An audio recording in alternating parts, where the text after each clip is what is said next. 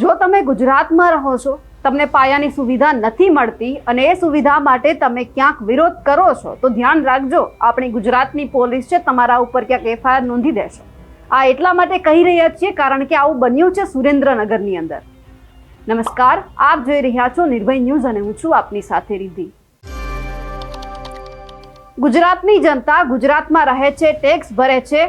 એ એટલા માટે ભરે છે કે એમને એવું લાગે કે આપણને પાયાની સુવિધા મળે. આપણને જે નાની મોટી સુવિધા નથી મળતી એમના માટે પૈસા ચૂકવે છે, પરંતુ સરકાર એમને સુવિધા તો આપતી નથી, પરંતુ જ્યારે રજૂઆત કરવા જાય છે તો એમના જ ઉપર કેસ કરી દેવામાં આવે છે. સુરેન્દ્રનગરની અંદર જ્યારે એક આવી ઘટના બની, એક જે મહિલા છે એમને ડિલિવરીનો સમય હતો અને એમની આજુબાજુની જે આખી સોસાયટી છે ત્યાં રોડ રસ્તા તૂટી ગયેલા, કોઈ વાહનની અવર જવર ના થઈ શકે એવો આખો રસ્તો હતો અને એ જ સમયે એમને અસહ્ય પીડા ઉપડી. એટલા માટે એમ્બ્યુલન્સને બોલાવવામાં આવી, પરંતુ ત્યાં એમ્બ્યુલન્સ જઈ શકે એમ નહોતી. એટલા માટે એ જે મહિલા છે તેમની જે ડિલિવરી છે તે ઘરે કરવામાં આવી.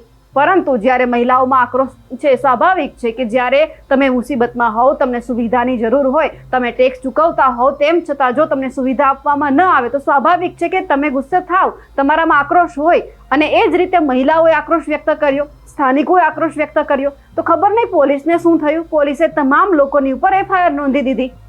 હવે જ્યારે આવી ઘટના બની હતી એટલે સ્વાભાવિક છે કે કોઈ સામાજિક કાર્યકર હોય એમને બોલાવવામાં આવે, તો આમ આદમી પાર્ટીના એક જે સ્થાનિક કાર્યકર્તા છે એમને બોલાવવામાં આવ્યા, તો બધાની સાથે જે પોલીસ છે એમણે એમની ઉપર એફઆઈઆર નોંધી દીધી. એટલે ક્યાંક હવે એવું લાગે છે કે આપણા ગુજરાતની અંદર વિરોધ કરવો એ પણ ક્યાંક હવે ગુનો બનતો જાય છે. આપણે આપણા હકનું બોલવા માટે જઈએ તો પણ ક્યાંક એવું લાગે છે કે જો બોલશું તો કોણ આવી અને આપણા ઉપર એફઆઈઆર નોંધી દેશે એ પણ આપણને ખબર નથી. આવું અવારનવાર જોયું છે. છેલ્લે આપણે ચૈતર વસાવામાં પણ જોયું હતું. આપણે એક નાગરિક છીએ, આપણને જ્યારે વાણી સ્વતંત્રતાનો અધિકાર મળ્યો છે, આપણને આટલા બધા અધિકાર મળ્યા છે અને જો આપણે બોલવા જઈએ છીએ તો આપણને એકદમ ચૂપ કરી દેવામાં આવે છે. આ તો ક્યાંનો ન્યાય છે? હવે જ્યારે સુરેન્દ્રનગરની આ ઘટના બની છે, તમામ લોકો ઉપર એફઆઈઆર નોંધી દેવામાં આવી છે કે જેમણે આક્રોશ વ્યક્ત કર્યો હતો. એમને લઈને ગોપાલ ઇટાલિયાએ પોલીસ ઉપર કેવા આકરા પ્રહાર કર્યા છે તે સૌથી પહેલા સાંભળીએ. અહીંયા સુરેન્દ્રનગરની એક સોસાયટીમાં અત્યંત ખરાબ રોડ હોવાના કારણે કીચડ થયેલું ભયંકર, અને આ કીચડની અંદર ખાડાઓના કારણે વાહન ન આવી શકતા એ સોસાયટી વિસ્તારના એક મહિલાને ડિલિવરીની સમય આવી ગયેલો. ડિલિવરી માટે એમને લઈ જવાના હતા પણ એમ્બ્યુલન્સ આવી શકી નહીં કેમ કે રોડ ખરાબ હતો, કીચડ ભયંકર હતું. રસ્તામાં જ ખરાબ રોડ ઉપર કીચડમાં ડિલિવરી થઈ ગઈ.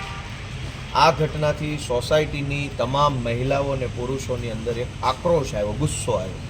અને સ્વાભાવિક છે, આવડા મોટા ભારત દેશમાં જો કીચડમાં રોડ ઉપર ડિલિવરી થઈ જતી હોય સુવિધાના અભાવે, તો એ આક્રોશનો ગુસ્સાનો વિષય છે જ. લોકોના ટોળા એકઠા થયા, સ્વયંભૂ બહેનો એકઠી થઈ, પુરુષો એકઠા થયા, સોસાયટીમાંથી માણસો બહાર આવ્યા, બધામાં વાત ફેલાઈ ગઈ કે આવી ઘટના બની છે. બધા એકઠા થયા પછી એકઠા થયેલા ટોળામાંથી કોઈ વ્યક્તિએ અમારા આમ આદમી પાર્ટીના કાર્યકર્તા કમલેશભાઈ કોટેચાને ફોન કર્યો કે આ સોસાયટીમાં આવી ઘટના બની છે તો તમે અહીંયા આવો અને અમને મદદરૂપ બનો. કમલેશભાઈ ત્યાં ગયા, તંત્રને રજૂઆત કરી, ફોન કર્યા, જે કંઈ કરવું પડે કે આગેવાન તરીકે એ બધી કામગીરી કરી, લોકોનો આક્રોશને શાંત પાડવાનું કામ કર્યું, વ્યવસ્થામાં જે કાંઈ ઘટતું હોય એ કરવાનું કામ કરી અને બધા સ્વયંભૂ છૂટા પડ્યા. આ પછી આ સુરેન્દ્રનગરની પોલીસે એમની ઉપર ગુનો દાખલ કર્યો ટોળું કરી અને રોડ રોકવા બાબતમાં. હવે રોડ નહોતો એટલે જ તો ટોળું એકઠું થયું, તો રોડ કેવી રીતે રોકી રાખ્યો? રોડ ઉપર ટોળું કર્યું, રોડ રોકી રાખ્યો, અવરોધ કર્યો, એવો ગુનો દાખલ કરી એમને નોટિસ આપી અને ધરપકડ કરવાનો આદેશ કર્યો. આજે અમારા નેતા ઈશુદાનભાઈ ગઢવી, રાજુભાઈ કરપડા, હું પોતે, વિક્રમભાઈ દવે સહિતના તમામ લોકોએ ડીવાયએસપી સાહેબને રજૂઆત કરી છે કે આ કઈ હદની તાનાશાહી છે કે તમે એક રોડ ખરાબ હોવાના કારણે કીચડમાં ડિલિવરી થઈ જાય એના કારણે આક્રોશથી એકઠા થયેલા લોકો ઉપર એફઆઈઆર કરો. એમાંય મહિલાઓ ઉપર એફઆઈઆર કરી છે, ટોળામાં જે મહિલા હતી. તો આજે અમે રજૂઆત કરી છે, અધિકારીએ અમને સરકારી જવાબ આપ્યો છે. જેમ બધા જ ગુજરાતભરના અધિકારી જોશું, તપાસ કરશું, ચેક કરશું, કાયદો છે, પ્રક્રિયા છે, એવા પ્રકારનો સરકારી જવાબ આપ્યો છે. પણ સરકારી અધિકારીના જવાબ કરતાં હવે જનતાનો આત્મા જાગે વધારે જરૂરી છે. ક્યાં સુધી આ સહન કરશો?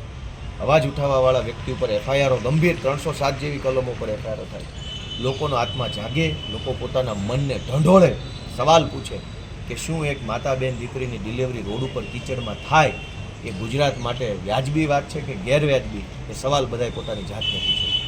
મયુર સાકરિયા અંદર છે અને અન્ય 4 નેતાઓ પર આપના ટાર્ગેટ કરવામાં આવી રહ્યા છે, શું કહેશો? ગુજરાતમાં જ્યારથી આમ આદમી પાર્ટી ધીરે ધીરે મજબૂત બની રહી છે, ભાજપની આંખમાં કણાની જેમ ખૂંચે. ચૈતરભાઈ વસાવા જેવો સામાન્ય આદિવાસી પરિવારનો યુવાન ચૂંટણી જીત્યો એ વાત ભાજપને ખટકે છે અને હજુ એ વાતની પીડા ઓછી નથી થઈ. ત્યાં ગોપાલ ઇટાલિયા વિસાવદરથી જીતી ગયો એ વાતથી પણ ભાજપવાળા હવે રઘવાયા થયા છે, ઉશ્કેરાટમાં આવી ગયા છે અને પોલીસ તંત્રનો દુરુપયોગ કરીને રોજ જાગીને એફઆઈઆરની ગેમ ચાલુ કરી છે. પણ મારે ભાજપવાળાને એટલું જ કહેવું છે કે એફઆઈઆરો કરવાથી ક્રાંતિ ઊભી રહી જતી હોત તો પહેલી એફઆઈઆર તો ગાંધી બાપુ ઉપર થઈ હતી, છતાંય આઝાદી આવી છે. એટલે એફઆઈઆરોથી ક્રાંતિ ઊભી નથી રહેતી.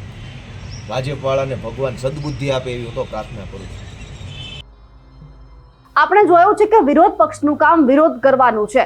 જ્યારે સત્તા પક્ષની અંદર કોઈ સત્તાધારી પાર્ટી અત્યારે બેઠી હોય છે, એમની પાસે કામ કઢાવવા માટે વિરોધ પક્ષ મેદાનમાં આવતો હોય છે, સાથે સાથે લોકો પણ મેદાનમાં આવતા હોય છે. પણ હવે એવું લાગે છે કે સત્તા પક્ષ એક જ મજબૂત છે, એ જે કહે છે એમ જ કરવાનું. ગુજરાતની પોલીસ પણ એમનું જ માને છે. આવા અવારનવાર આપણે દાખલા જોયા છે અને હવે ક્યાંક એવું થઈ રહ્યું છે કે તમે બોલશો તો ગમે ત્યારે તમારા ઉપર એક્શન લેવાશે. પરંતુ જે રીતે સુરેન્દ્રનગરમાંથી આ ઘટના સામે આવી છે તેમને લઈને આપ શું માનો છો? કમેન્ટ કરીને ચોક્કસથી જણાવજો. સાથે જ અમારી નિર્ભય ન્યૂઝ ચેનલને લાઇક, શેર અને સબસ્ક્રાઇબ કરવાનું ભૂલશો નહીં. નમસ્કાર.